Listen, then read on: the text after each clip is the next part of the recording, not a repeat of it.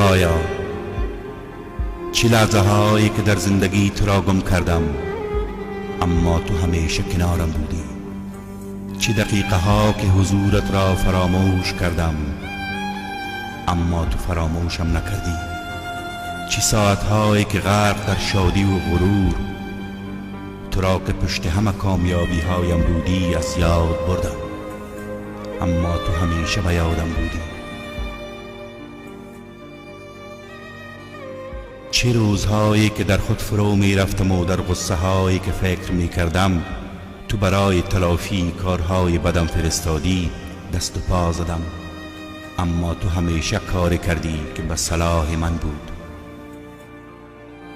خدایا، وقتی خسته از همه جا و همه کس ناامیدانه به تو پناه آوردم تو پناهم دادی.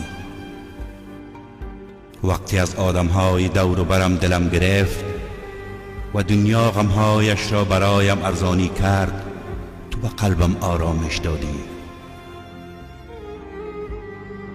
خدایا، تو با حضورت به خنده هایم هدف، به گریه هایم دلیل، به زندگیم امید و به نفس هایم رنگ دادی. وقتی قلبم تپید تو همه عظمت و بزرگیت را در قلب کوچک و خسته‌ام جا دادی.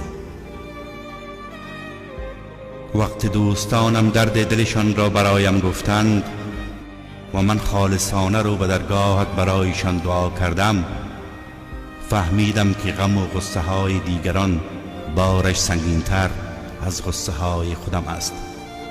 آن وقت در وجودم شیرینی به یاد دیگران بودن را چشیدم و وقتی برایم بخشیدی و از من گرفتی فهمیدم این معادله زندگی است، نه غصه خوردن برای نداشته هایش، نه شاد بودن برای داشته ها. و وقتی به ازای نداشته ها برایم چیزهای دیگری دادی آن وقت به بزرگی و مهربانیت بیشتر پی بردم و فهمیدم بیشتر از آنچه که هستی باید مهربان باشی. ای خدای من، خیلی دوستت دارم و به خاطر امن نعماتت سپاس گزارم، به خاطر دادنهایت، ندادنهایت، گرفتنهایت